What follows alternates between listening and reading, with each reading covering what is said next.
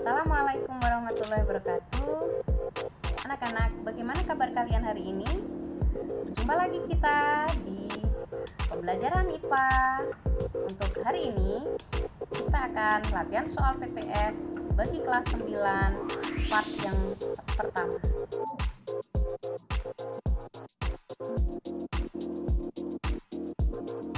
Indikator 311 mendeskripsikan fase-fase pembelahan mitosis dan meiosis.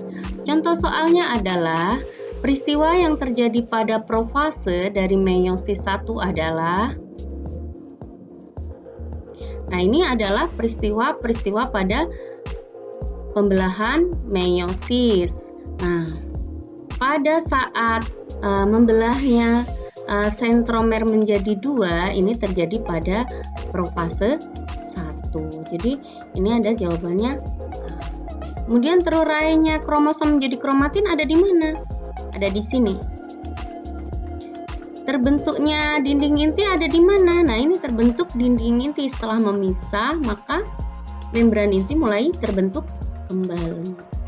Kromatid bergerak ke arah kutub yang berlawanan. Nah, ini bergerak ke arah kutub yang berlawanan. Ini adalah anafase 1. Ya, saya ulangi ya, ini telofase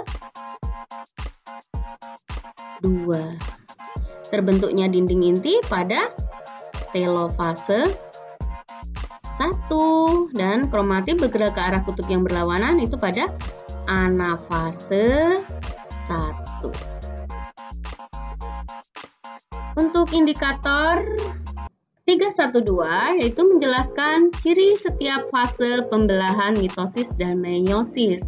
Contoh soalnya adalah pada pengamatan preparat, pembelahan sel diperoleh gambaran bahwa kromatid telah sampai di kutub-kutub berlawanan. Pembelahan sel yang diamati berada pada fase, nah ini kromatid sampai pada kutub yang berlawanan. Ini arahnya ke kutub yang berlawanan. Jadi jawabannya adalah anafase. Indikator 313 yaitu menjelaskan karakter atau sifat sel anakan hasil pembelahan mitosis dan meiosis. Pertanyaannya adalah hasil anakan yang dihasilkan dalam pembelahan mitosis sel tubuh ya. Ini pada pembelahan mitosis dihasilkan 2 sel anakan.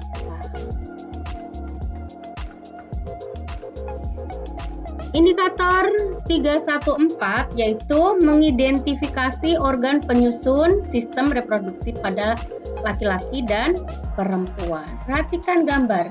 Pasangan yang sesuai antara organ X dan fungsinya adalah, nah ini organ X, ini fungsinya apa? Ini adalah saluran. Saluran apa? Saluran sperma. Nah, ini gambar utuhnya seperti ini ya.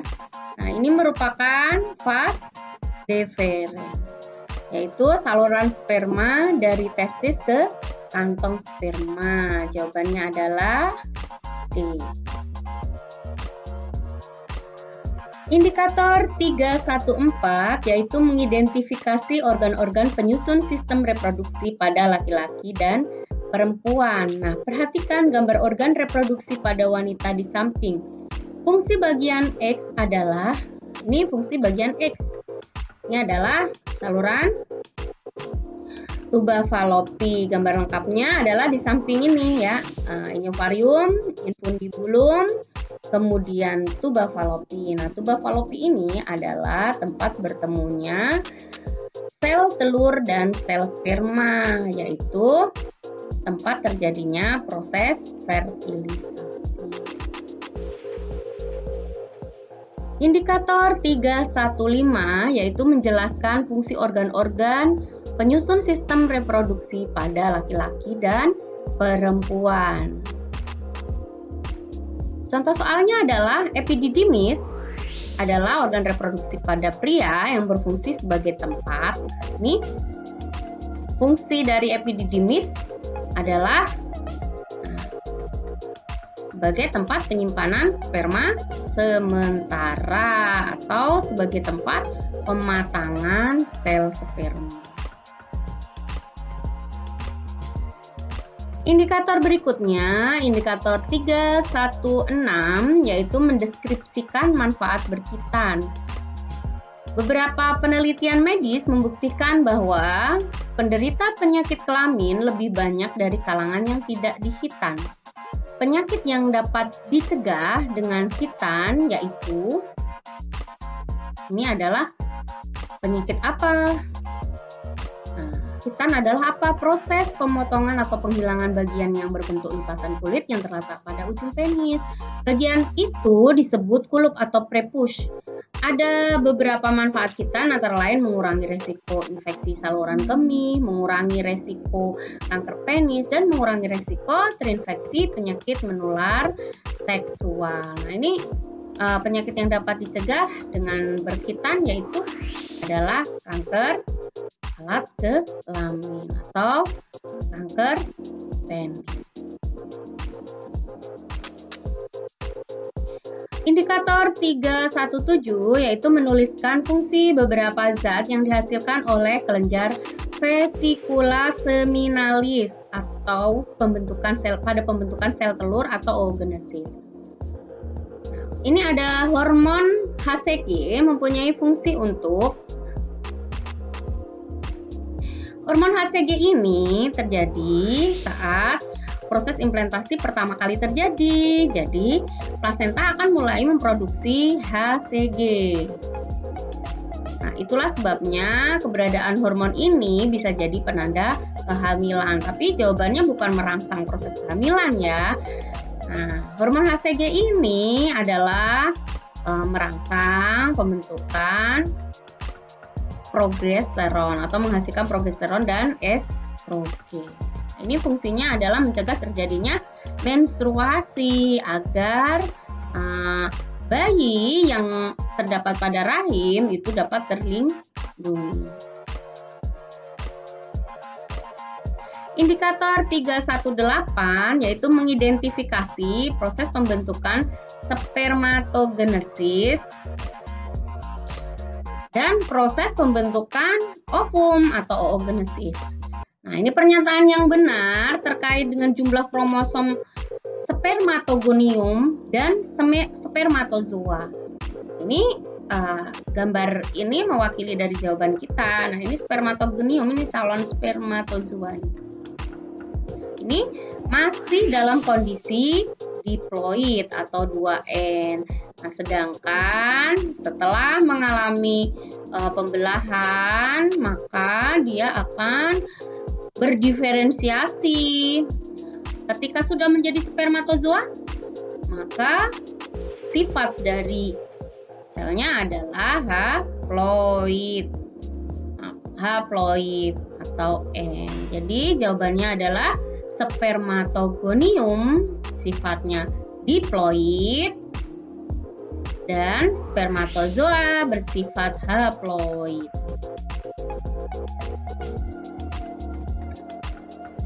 Indikator 319 yaitu mendeskripsikan proses pembentukan sel telur atau oogenesis. Pernyataan yang benar mengenai oogenesis adalah oogenesis dimulai sejak bayi dilahirkan. Ketika bayi perempuan lahir, proses pembentukan sel telur sampai pada fase pembentukan oosit primer. Badan polar merupakan hasil pembelahan oosit sekunder secara meiosis. Hasil akhir oogenesis adalah 1 ovum dan 3 badan polar. Jadi pernyataan yang benar mengenai oogenesis adalah D. Indikator 3110 menerapkan konsep pembelahan meiosis pada proses spermatogenesis dan oogenesis. Perhatikan gambar oogenesis di bawah ini. Nah, ini ada gambar oogenesis. Pertanyaannya adalah ootit yang mempunyai kromosom haploid. Kromosom haploid ini adalah sel telur dan 3 badan polar. Nah, ini sifatnya diploid. Nah, yang ini sifatnya haploid. Haploid itu biasanya disingkat dengan N. Ya, jawabannya adalah D.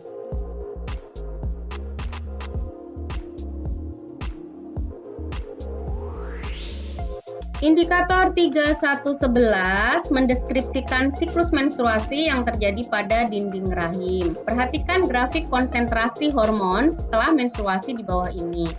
Nah, ini adalah hormon menstruasi. Pernyataan manakah yang tepat berkaitan dengan grafik di atas? Nah, ini pernyataan yang paling tepat. Ini LH ya, LH-nya naik ya ketika ovulasi. Maka kelenjar hipofisis aktif menghasilkan LH pada fase ovulasi. Jawabannya adalah A.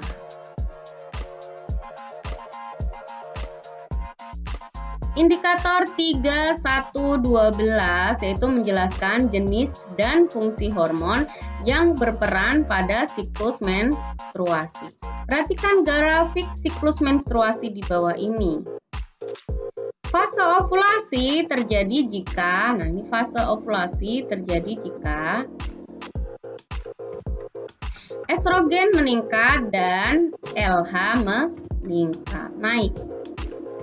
Jawabannya adalah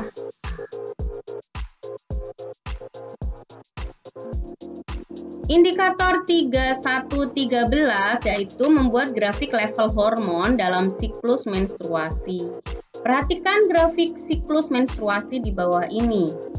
Masih sama seperti tadi grafiknya.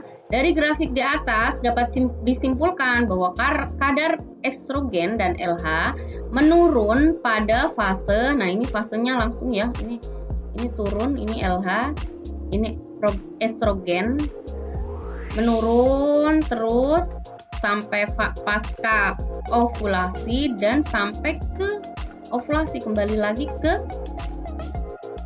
pada fase menstruasi. Jadi ini diteruskan terus kembali lagi ke sini. Jadi fasenya adalah fase menstruasi. Jadi pada fase menstruasi itu kadar estrogen dan LH menurun.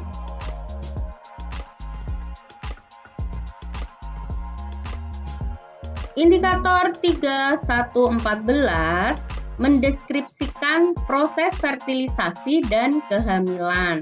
Pada wanita, awal kehamilannya ditandai dengan terjadinya, ini terjadinya apa? Nah, waktu di sini, yang ditanyakan adalah ketika di sini. Nah, jadi di sini masih posisinya zigot. Jadi yang ditanyakan adalah pada proses kehamilan, yaitu implantasi blastosit, karena sudah membelah menjadi blastosit sampai di sini. Ya. Jadi di sini zigot, morula, blastula, nah, terus kemudian gastrula dan seterusnya. Jadi kalau D apa? Kalau D ini fertilisasi. Nah, kalau yang implantasi zigot, jadi zigot tidak menempel ya, zigot baru sampai di sini, ini disebut zigot. Indikator 3115 menjelaskan proses perkembangan janin selama dalam kandungan. Jika didasarkan pada data-data tersebut, maka urutan jalannya sel telur hingga pembuahan sampai pada pembentukan embrio adalah ini gambar dari saluran alat kelamin perempuan atau wanita. Nah, ini di ovarium dulu. Nah, dari ovarium ditangkap oleh infundibulum ke tuba falopi, bertemu dengan sel sperma, terjadilah zigot, kemudian sampai ke vulva dan nempel ke uterus. Ini berarti 3, 1, kemudian 4, kemudian 5. Saya ulangi ya. dari ovarium ditangkap oleh infundibulum, kemudian lari ke tuba Fallopi, bertemu dengan sel sperma, terjadilah fertilisasi, kemudian menempel pada uterus. 3, 1, 4, 5. Jawabannya adalah D. Indikator 3116 yaitu mendeskripsikan fungsi cairan ketuban bagi janin. Bayi atau janin yang berada dalam rahim akan terlindung dari bahaya guncangan oleh air ketuban. Air ketuban itu dihasilkan oleh amnion.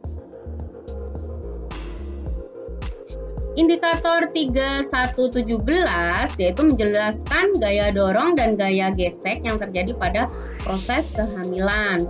Pertanyaannya, proses melahirkan dipengaruhi oleh beberapa faktor antara lain hormon, gaya dorong, otot-otot uterus, dan gaya gesek bayi pada dinding rahim serta serviks.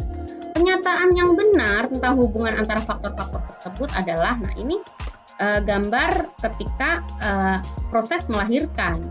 Jadi sang ibu ini mengalami kontraksi atau gaya dorong atau otot pada rahim sehingga mendorong si bayi untuk keluar. Tetapi terdapat gaya yang berlawanan yaitu gaya gesek.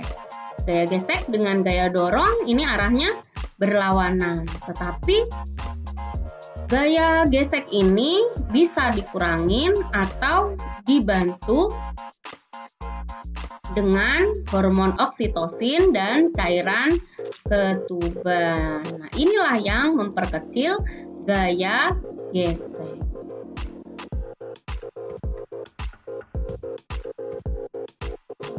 Indikator 3118 yaitu menjelaskan berbagai macam penyakit pada sistem reproduksi manusia.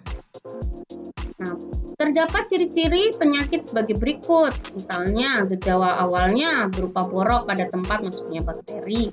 Biasanya menyerang daerah sekitar kelamin. Nah, disebabkan oleh Treponema pallidum. Nah, ciri-ciri penyakit di atas dimiliki oleh orang yang menderita penyakit. Nah, ini seperti ini ya. Ada borok tempat masuknya bakteri.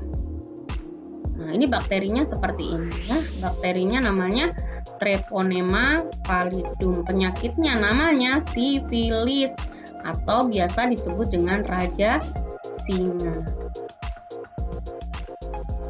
Indikator 3119 yaitu menjelaskan upaya pencegahan penyakit pada sistem reproduksi manusia. Faktor yang tidak mempengaruhi kesehatan reproduksi adalah, nah ini berpengaruh dong, makanan baik berpengaruh untuk kesehatan mental juga berpengaruh untuk kesehatan. Kita juga harus hidup sehat supaya kesehatan reproduksi kita juga sehat. Yang tidak berpengaruh adalah pengaruh alam.